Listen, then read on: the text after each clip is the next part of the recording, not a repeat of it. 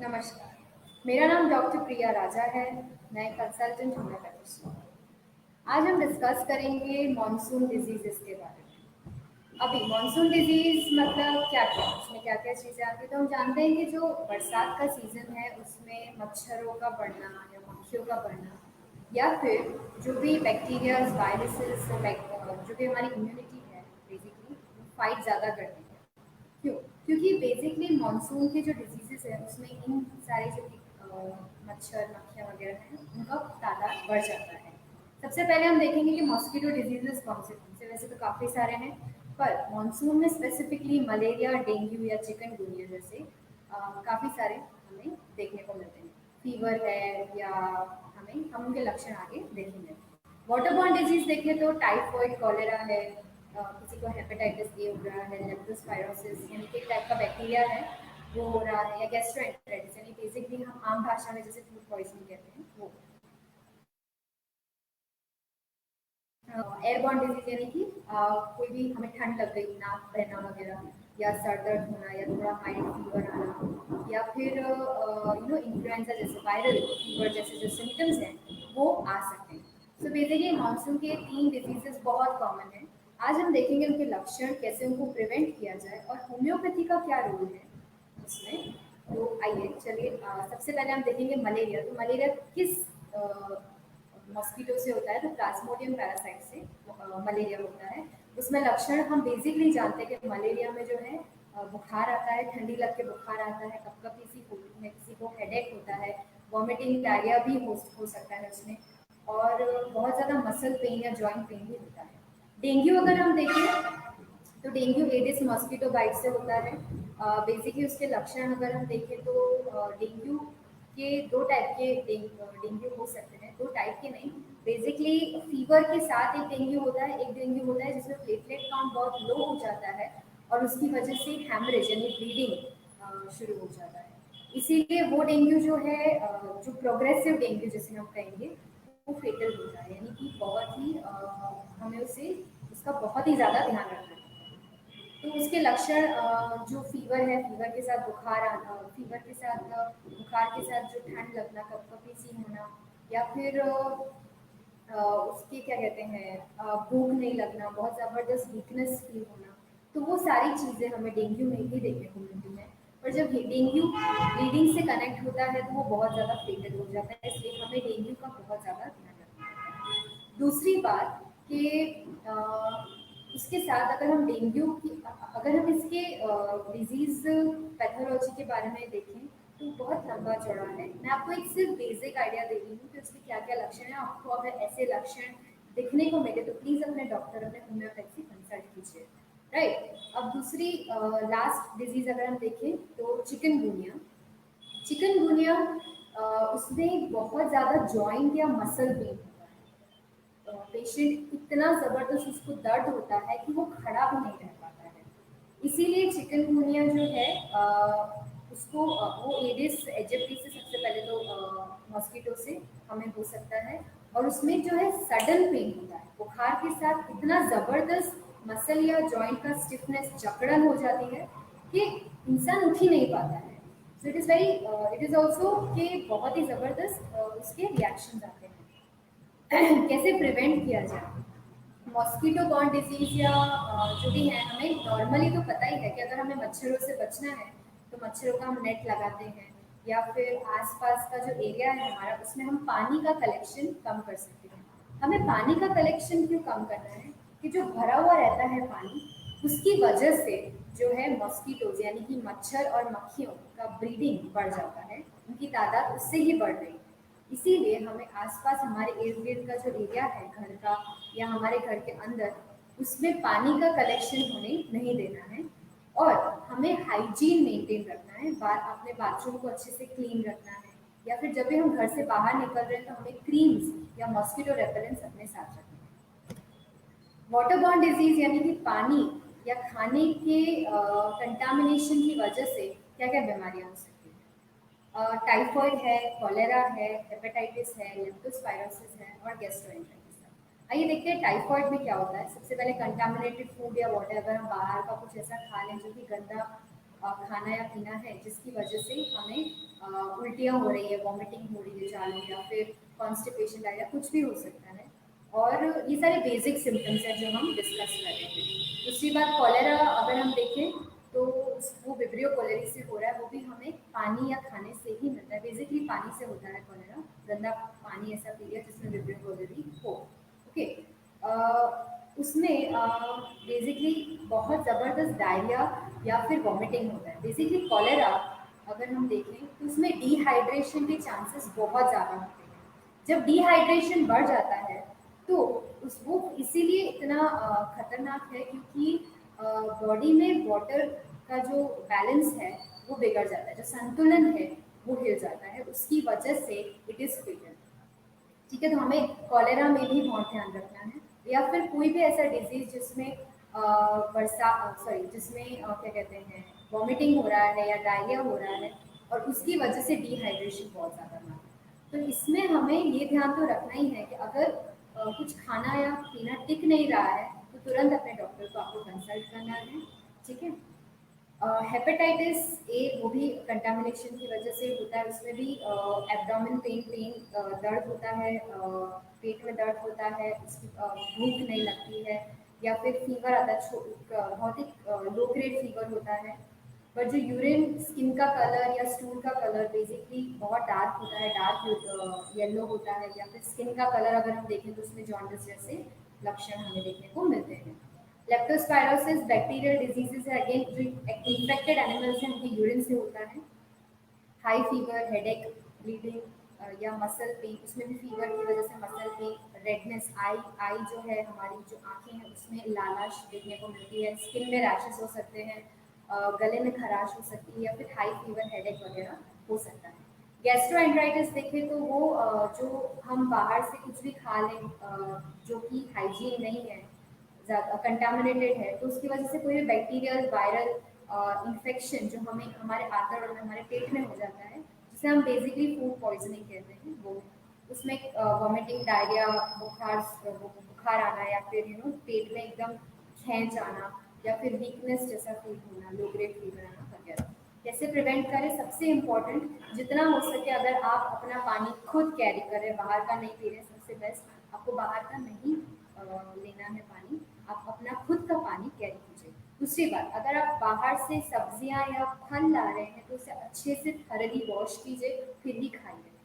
तीसरी बात, आप घर का खाना खाएं, बहुत ज़रूरी है। आप बाहर का खा रहे हैं तो ऐसी जगह खाइए जहाँ पे हाइजीन कम्प्लीटली मेंटेन हो रहा है, पर जितना हो सके मानसून सीजन में बाहर का खाना खाना ही सेफ साइड रहेगा। तीसरी बात, अगर आप खाना बना रहे हैं, घर पे बना रहे हैं, तो जितना हो सके खाने को कवर करके रखिए, और आपकी जो चम्मच है वगैरह, जो भी जिससे आप खाने को घुमा रहे हैं या जिससे आप सर्व कर रहे हैं, उसको भी अच्छे से ढक के रखिए। और तीसरी बात, आपके इर्द गिर्द का जो है एटमॉस्फेयर मेंटेन रखिए, हाइजीन मेंटेन रखिए। अगर आप खाना खा रहे हैं, खाना खाने बैठे हैं, तो अच्छे से हैंड वॉश कीजिए, या फिर अगर आप ऐसी जगह हैं जहाँ पे नहीं कर पा रहे तो हैंड सैनिटाइजर्स कैरी कीजिए। पर अपने आप की हाइजीन बहुत ज़रूरी है, क्योंकि जो आप खा रहे हैं, आपके हाथ में जो भी बैक्टीरियाज, वायरसेस हैं, वो आपके पेट में भी जा रहे हैं। ठीक है। इंश्योर कि अगर आप इस इर्द गिर्द कोई नाला या नाली है आपके घर के आसपास या जहाँ आप खा रहे हैं, तो उसको अवॉइड कीजिए। आपके घर के आसपास है तो उसको ढकने का प्रयत्न कीजिए। एयरबॉर्न डिजीज नॉर्मल है कि जो हम ठंडी हवाओं से एक्सपोज होते हैं तो हमें छींके या खांसी आना, या फिर थोड़ा गले में खराश होना वगैरह, वो कॉमन है। कैसे उसे प्रिवेंट करें? जब भी हम ऐसी हमें छींक आ रही या खांसी हो रही, तो जितना हो सके अपने मुंह को कवर करके रखिए, गर्म पानी का सेवन कीजिए। दूसरी बात, आपके बच्चों को आप इन्फेक्टेड हैं तो आपके बच्चों को आप अपने से दूर रखिए, और आपके घर को जितना हो सके ओपन रखिए, वेंटिलेटेड रखिए, ताकि ऑक्सीजन आपको कंप्लीट मिले। सबसे अहम बात, होम्योपैथी का क्या रोल है मानसून डिजीज में? बेसिकली मानसून डिजीज यानी एक्यूट डिजीज, यानी कि छोटे समय से जो आपको डायरिया हो रहा है, वॉमिटिंग हो रहा है, या उबके आ रहे हैं, या फिर कहते हैं कि बुखार आ रहा है, तो हम कहते हैं कि आप होम्योपैथी होम्योपैथ के पास जब ऐसी डिजीज होते हैं तो वो लेके नहीं जाते हैं। ठीक है। बेसिकली होम्योपैथ के पास लोग तभी जाते हैं जब बहुत लंबे समय से जो डिजीजेज हैं वो, क्योंकि लोगों का ऐसा मानना है कि होम्योपैथी बहुत ही धीरे काम करता है, बट नहीं, अगर आपके सिम्टम्स एग्जैक्ट हैं, आपके एग्जैक्ट रेमेडी के साथ आपको क्योर भी फटाफट मिलेगा और उसके रिजल्ट्स भी पेशेंट्स के पास हैं। इसलिए आजकल जो होम्योपैथी में बिलीव करते हैं वो कभी भी एक्यूट डिजीज में किसी होम्योपैथ के पास जाने से अपने आप को रोकेंगे नहीं, राइट? सो क्यों क्यों homeopathy is considered in acute disease as the fastest treatment? क्योंकि होम्योपैथी जो है आपकी सिर्फ एक ही लक्षण को नहीं लेगा। जैसे आपको डायरिया है, वॉमिटिंग है, या आपको फीवर है, तो सबके लिए अलग अलग दवाई नहीं होगी। आपके लिए आपके सारे लक्षणों को एक साथ लिखा जाएगा रेपर्टाइज करके, आपके लिए जो दवाई आएगी वो प्रिस्क्राइब होगी जो जिससे आप हील होंगे। तो उसे कहते हैं होलिस्टिक सिस्टम ऑफ मेडिसिन, कि आपके सारे लक्षण उसमें कवर हो रहे हैं। दूसरी बात, जब होम्योपैथी मेडिसिन सिलेक्ट करता है तो वो सिर्फ आप, जैसे कि अगर 5 जनों को टाइफॉइड हुआ है तो उन पांचों के लक्षण अलग होंगे। एक को डायरिया वॉमिटिंग हो रहे हैं, एक को सिर्फ वॉमिटिंग हो रही है, एक को सिर्फ उठ के आ रहा है, वॉमिटिंग जैसा कुछ नहीं है, एक को डायरिया वॉमिटिंग इतना ज़्यादा है कि वो कुछ भी पेट में नहीं दिख रहा है। सो इन सारे लक्षणों में हमें एक डिफरेंस, माइनर डिफरेंस देखने को मिल रहा है। कॉमन तो सभी है बट माइनर डिफरेंस देखने को मिल रहा है। वो माइनर डिफरेंस होम्योपैथ को रेमेडी सिलेक्शन में बहुत ही ज़रूरी है। तो इसे कहते हैं थियोरी ऑफ इंडिविजुअलाइजेशन। आपकी जितना आपके सिम्टम्स इंडिविजुअल है और आपको एक होलिस्टिकली हीलिंग मिल रहा है इससे। ठीक है, तो ये इंडिविजुअल सिम्टम्स से ही आपकी इंडिविजुअल रेमेडी सेलेक्ट होती है और वो एग्जैक्ट रेमेडी आपको कंप्लीट हीलिंग देता है। आपकी वीकनेस के साथ आपको जो भी फीवर के सिम्टम्स है, रिकरेंट फीवर्स आ रहे हैं, प्लस आपकी इम्यूनिटी बढ़ाता है। It is not suppressing your symptoms, it is raising your immunity, right? So this is the plus and very very important point in homeopathic perspective of healing. This is the only way through which a state of complete health can be regained by removing all the signs and symptoms from which the patient is suffering. तो यही एक तरीका है कि हमारे sign and symptoms जो है heal हो रहे हैं और हमें कंप्लीट क्योर मिल रहा है. So basically, what is cure and what is complete cure? That difference you have to judge. Okay. The aim of homeopathic medicine for any disease is not only confined to treatment. सिर्फ treatment के ऊपर ही नहीं है, but कि आपके जो लक्षण है सिर्फ उनको मिटाना नहीं है, पर आपका जो डीप रूट कॉज है, जैसे कि आपको किस वजह से हुआ है, जैसे कोई ऐसा स्ट्रेस है जिसकी वजह से आपकी इम्यूनिटी जो है उस वक्त जब भी आप कुछ खा रहे हैं, जैसे बेसिकली हम कहते हैं कि खाना सबने खाया, कंटामिनेटेड खाना सबने खाया, पर सबको अलग अलग लक्षण है और किसी एक इंसान को बिल्कुल लक्षण नहीं और किसी एक इंसान को बहुत ज़्यादा लक्षण है।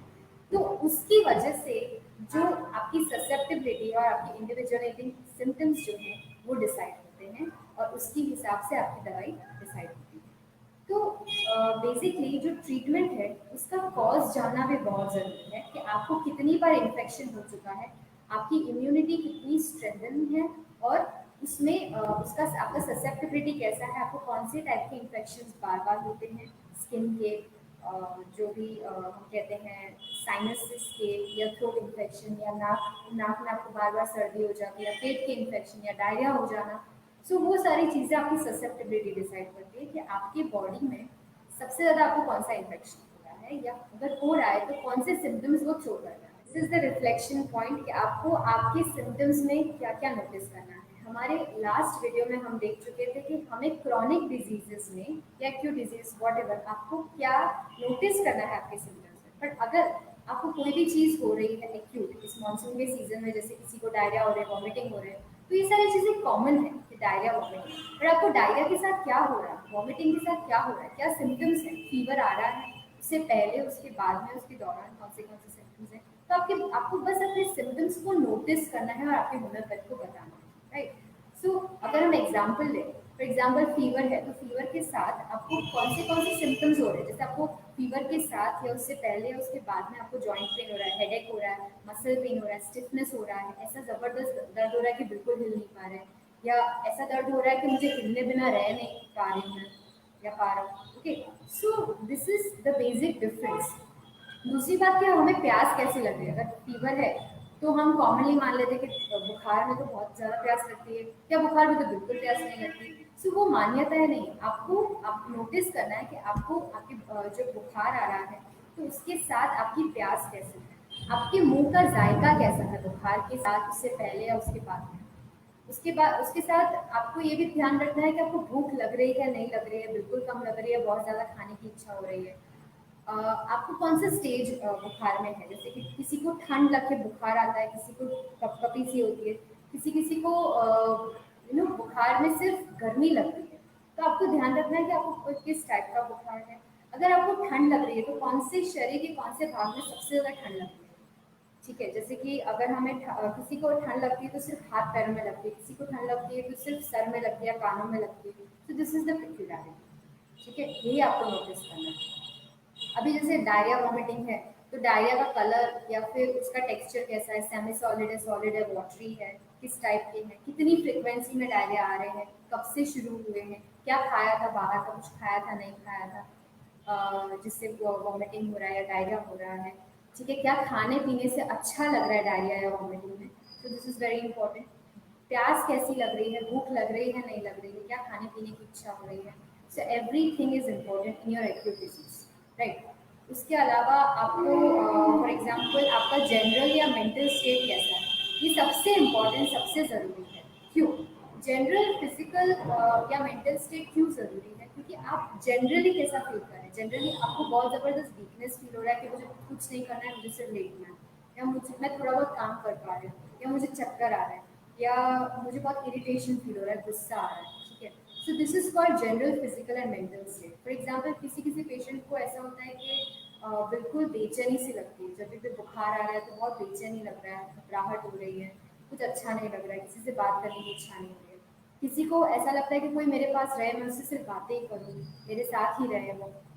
सो दिस इज कॉल्ड इंडिविजुअलाइजेशन, कि पेशेंट की उसका जो मेंटल स्टेट है उस एक्यूट फेज में वो बहुत ज़रूरी है, क्योंकि वो ऑल्टर होता है, वो चेंज होता है। अगर वो चेंज नहीं हो रहा है तो भी वो इम्पोर्टेंट है। तो आपको क्या फील हो रहा है आपके एक्यूट डिजीज में, वो जानना भी बहुत ज़रूरी है।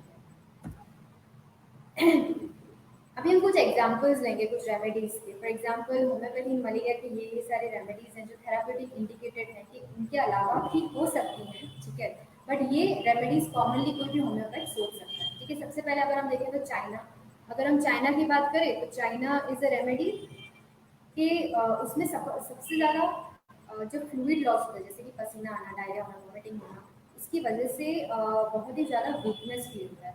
उसका जो ठंड का टाइम है, ठंड पीरियोडिसिटी होती है, जैसे कि बुखार आता है या ठंड लगने से बुखार आती है, तो वो एक ही टाइम होता है उसका पीरियड लाइक फाइनल है कि इसी टाइम पे आ रहा है, मॉर्निंग में आ रहा है तो मॉर्निंग में आ रहा है, इवनिंग में आ रहा है तो इवनिंग में आ रहा है। दिस इज कॉल्ड पीरियोडिसिटी, जो चाइना का मार्क है। तो वो भी आपको ध्यान रखना है कि आपका फीवर किस टाइम पे आ रहा है, कब बढ़ रहा है, कब कम हो रहा है, मॉर्निंग में ज़्यादा आता है आपको फीवर कि इवनिंग में राइज हो रहा है, दैट इज ऑल्सो इम्पॉर्टेंट। ठीक है, उसके अलावा अगर हम देखें तो हाँ, किसी किसी को ठंड में बहुत ज़्यादा प्यास लगती है। चाइना का बात एग्जाम्पल है तो उसको बिल्कुल प्यास नहीं लग रहा है। नक्स वामिका ले तो बेसिकली इतनी ज़बरदस्त ठंड लग रही है कि बिल्कुल कंप्लीट कवर करना है, बिल्कुल बाहर कुछ नहीं, कोई पार्ट नहीं निकलना चाहिए, और इतनी ज़बरदस्त कपकपी होती है कि बस वहीं पे ही रहना है।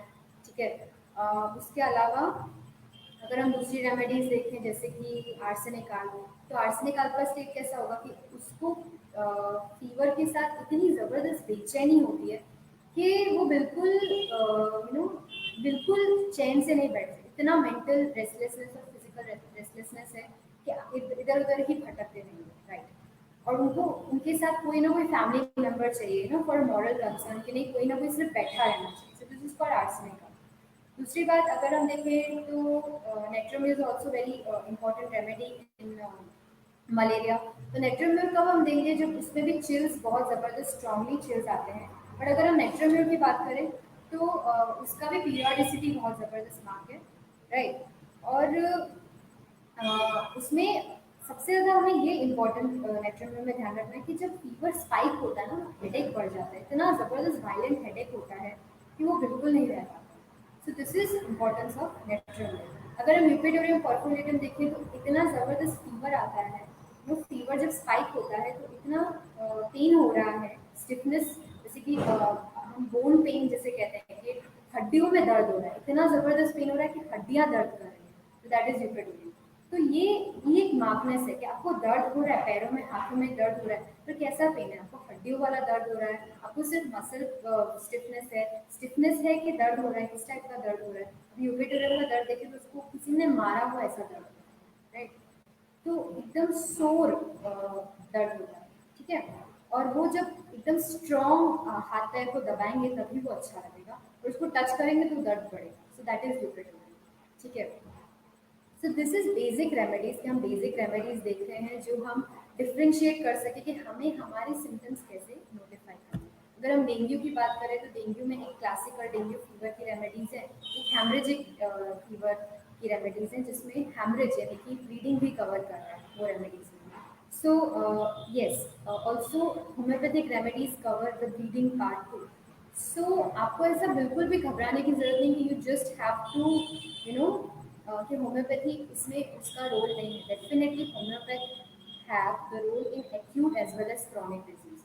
So you just switch to your homeopathy in your basic state। जब भी आपको बीमार आप फील कर रहे हैं तब अपने होम्योपैथ के पास जाइए, अपने सिम्टम्स जो भी मैं बोल रही हूँ जिस हिसाब से आपको अपने सिम्टम्स नोटिफाई करने हैं, ठीक है, जो जो आपने नोटिस किया अपने सिम्टम्स में वो याद रख के आपको अपने होम्योपैथ के पास जाना है और सारी चीज़ें बोलनी है, राइट? आपका मेंटल फिजिकल स्टेट, आपको जो जो सिम्टम्स हैं उसकी पेक्युलरिटी सारी की सारी, right?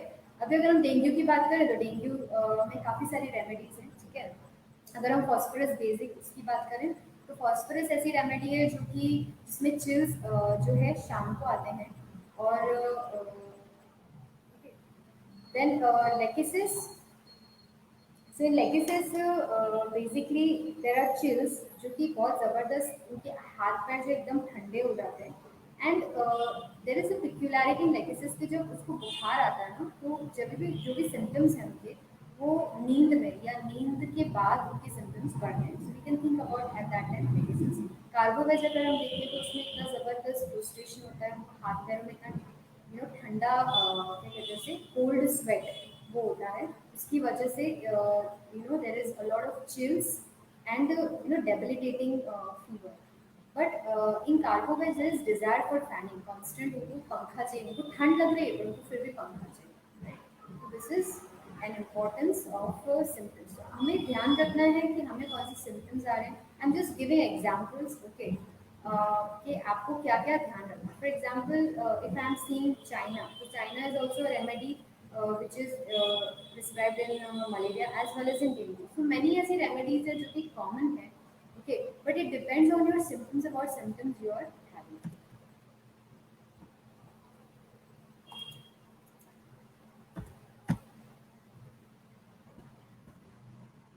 Typhoid. Typhoid fever, if we see typhoid, there are a lot of remedies which would cover, diarrhea, vomiting, and what kind of diarrhoea you have. जैसे डायरिया है किसी किसी का बहुत बांस मारता है, फॉर एग्जांपल इफ किसी बैक्टीरिया बैक्टीरिया का डायरिया या सारे जो कॉन्स्पिरेशंस हैं उसके डिस्चार्जेस हैं, जैसे कॉन्स्पिरेशन पसीना आ रहा है या मुंह का स्मेल आ रहा है या डायरिया हो रहा है या वॉमिटिंग हो रहा है, सब कुछ इतना गंदा बांस मारता है कि बैक्टीरिया के सामने कोई खड़ा ही नहीं रहता।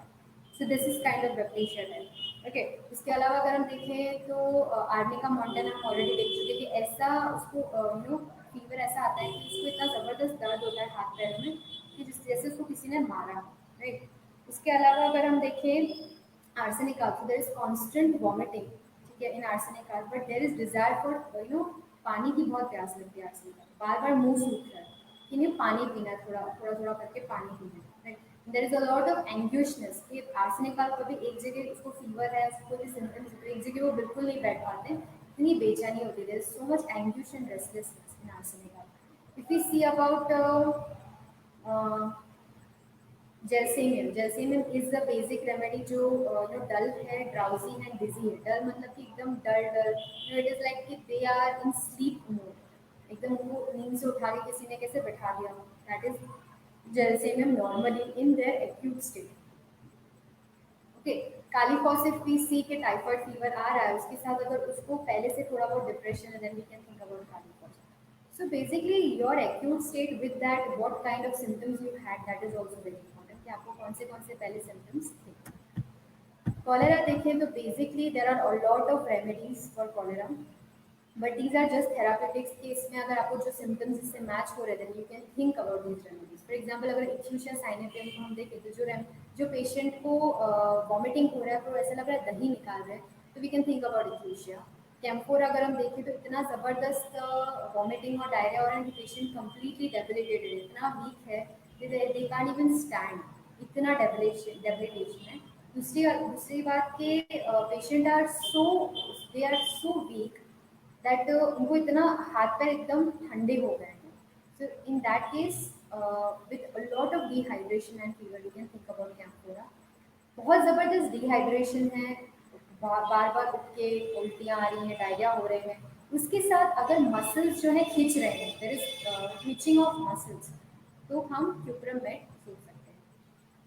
सो ऑल्सो सिकेल और जो उसके डायरिया हैं they are very putrid and बहुत ज़बरदस्त ऑफेंसिव होते हैं, बहुत ज़बरदस्त बास मारते, तो उसकी वो भी हम सोच सकते हैं। पोडोफाइलम ऑल्सो द सेम के you know the diarrhoeas are very much kind of offensive carrier like order. हम खड़े नहीं रह पा रहे, किसी को डायरिया हो रहा है और इतना गंदा बांस मारा है कि बाथरूम में भी घुसने का इज लाइक बहुत ही स्टिंकी है, then you can think about chlorophyll. Nicotine cholera में हम तब दे पाएंगे जब पेशेंट को वॉमिटिंग डायरिया नहीं है but there are little low grade fevers and there is a lot of burning in the stomach and abdomen, pain is like a burning kind of. Veratrum alb हम तब दे पाएंगे जब पेशेंट को इतनी ठंड लग रही है, स्टिल हाथ पैर जो उनको उनके हाथ पैर सिर्फ बेसिकली हैंड्स एंड पाम्स जो है कम्प्लीटली ठंडे हो गए हों and there is cold perspiration, so we can think about veratrum. So this is basic idea that why what kind of symptoms you have to notice in your acute disease. So you don't have to misinterpret, ठीक है, कि आपको यही remedy चाहिए होगा या यही remedy चाहिए होगा। This is just a basic idea कि आपके अगर सिम्टम्स ये हैं, so go to a homeopath, consult to them, and they will give you the exact remedy which is indicated at that time of the state.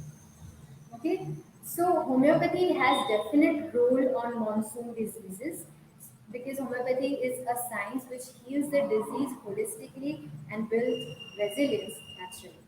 So choose homeopathy for any of acute as well as chronic disease of yours. Okay, thank you so much for being with us.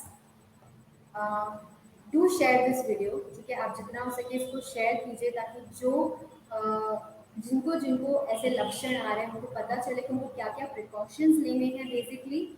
And दूसरी बात कि क्या क्या खाने पीने में उनको ध्यान रखना है। बेसिकली डाइटरी मिस्टेक्स हम बहुत करते हैं मानसून में हम तला हुआ बहुत खा लेंगे या बाहर का खा लेंगे। So you have to be very cautious कि अगर आप खा रहे हैं तो आप अच्छा न्यूट्रिशियस फूड खा रहे हैं, अगर आप फ्रूट्स भी ले रहे हैं तो वो भी सीजनल फ्रूट्स ले रहे हैं।